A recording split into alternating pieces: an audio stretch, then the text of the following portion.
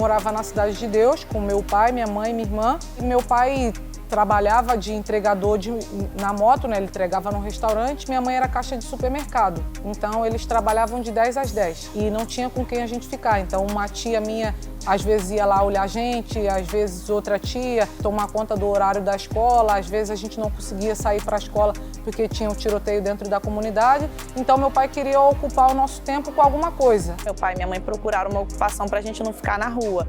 E aí, foi assim que a gente encontrou o judô e começamos a fazer o judô, mas de início minha irmã gostava um pouco mais de futebol, eu gostava de dança e no final foi o judô que nos cativou, né? Conheci a Rafaela já há muitos anos, a Rafaela chegou no Reação muito nova e logo de cara, quando ela chegou, tanto ela como a Raquel, a irmã, o Geraldo, meu técnico também, técnico delas, imediatamente reconheceu que ali tinha uma história diferente. Ele reconheceu muito rapidamente a garra que as duas carregavam, esse sangue e brilho no olho, né? Independentemente de ganhar ou vencer, elas tinham algo diferente. Era muito claro, uma agressividade, uma maneira de competir muito especial.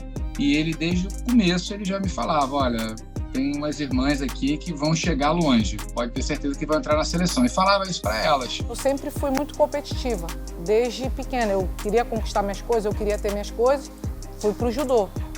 E eu vi que através do judô, era para jogar, para lutar, e um saía ganhando, o outro saía perdendo. E eu vi que eu conseguia ir melhor com os meninos. E eu consegui o respeito deles. Então, quando eu ia jogar bola, que os meninos falavam que eu não ia ser escolhida, agora é quando a gente ia jogar. Eu era sempre a primeira a ser escolhida. Ou então eles queriam brigar comigo para falar, vamos ver se ela é lutadora, se ela sabe alguma coisa mesmo. Eu comecei assim, só que era mais por fazer, assim, eu não sabia o que era judô, eu não tinha kimono, eu treinava com a minha roupa, então às vezes eu não podia ir, porque já tinha estragado minhas roupas todas, senão não tinha roupa para sair na rua. E aos 8 anos deu uma confusão lá na comunidade onde que a gente morava e eles falaram que a gente tinha 24 horas para sair de lá. Falar sobre a Rafa é falar sobre superação, né? Os obstáculos, as intercorrências que acontecem na vida dela servem de combustível para ela. Eu tive presente em muitos momentos ruins, né? Mas graças a Deus eu também pude aplaudir inúmeros deles, né? Meu pai tinha um amigo e ele tinha uma casa que era muito engraçado. Não tinha teto, não tinha nada, mas era onde que a gente podia ficar. E eu lembro que quando estava calor, era bom que a gente conseguia dormir. Tinha um quarto, uma sala, uma cozinha e um banheiro.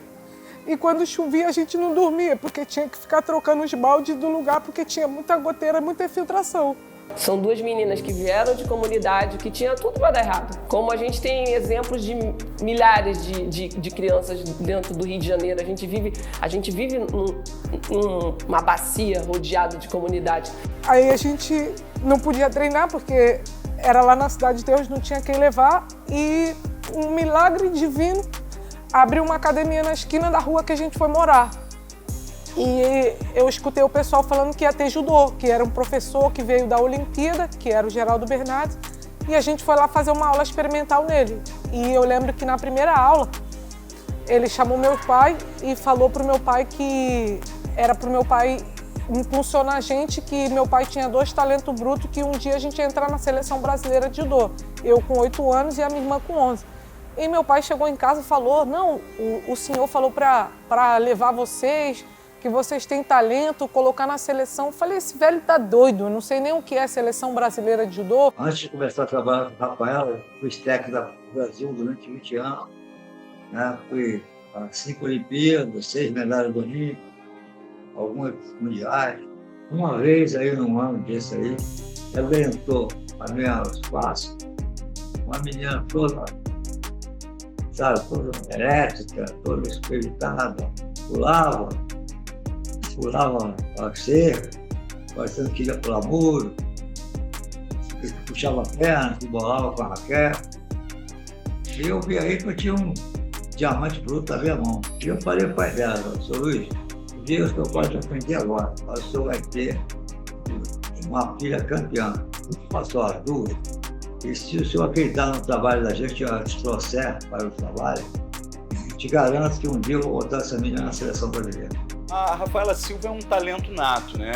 Ela é aquela atleta que nasce uma a cada 1000 anos.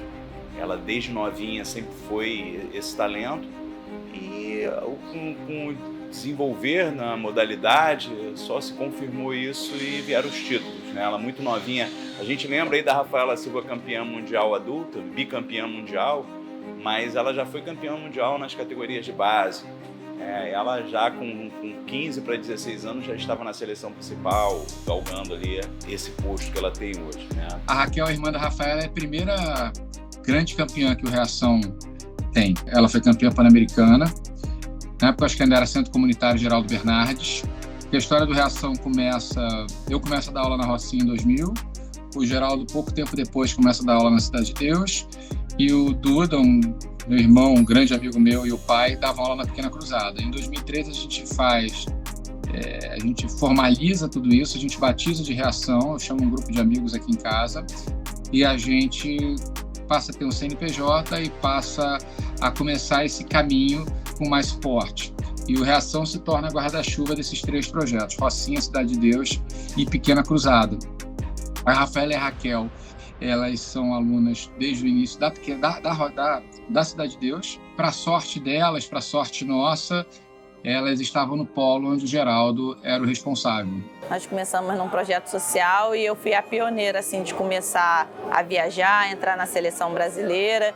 E aí, depois disso, abriu as portas para todo mundo acreditar, né? Acreditar num sonho, de possibilidades. E minha irmã sempre falava isso, pô, também quero viajar, também quero entrar na seleção. Primeiro, uma energia muito grande, né?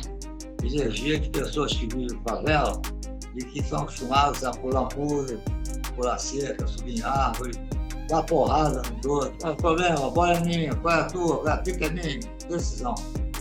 E a Rafaela foi uma menina com decisões adversas, escola. Coitado daqueles que tivessem provado as suas decisões. Ela estava lá jogando bola de gude, aí vinha algum menino, pegava a bolinha de gude dela, ela ia lá, brigava. Da mesma forma, aquele negócio de bafo-bafo que tinha. E ela brigava muito com esse negócio, tinha uma brincadeira que o povo metia a mão e saía correndo, jogava a bola, tinha confusão na pipa, porque ela nunca queria perder. E ela deu certo, graças ao Geraldo Bernardes, que é o Papa. Ele é um grande pai, ele é um cara incrível, que conseguiu ver nela, e como em muitos outros, uma grande possibilidade. Ele sempre falou para ela, olha, você vai ser uma campeã. E aconteceu a mesma coisa comigo.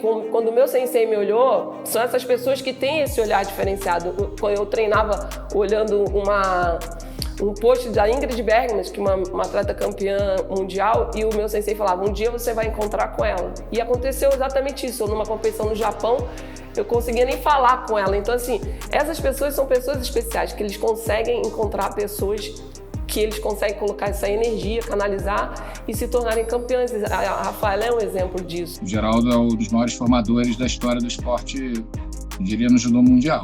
Tem 7 medalhas olímpicas, 5 como técnico da seleção brasileira e 2 como treinador direto dos atletas, comigo com a Rafaela. Eu acho que essa coincidência foi fundamental para ela ser percebida como uma atleta absolutamente fora da caixa, fora de série e poder se desenvolver.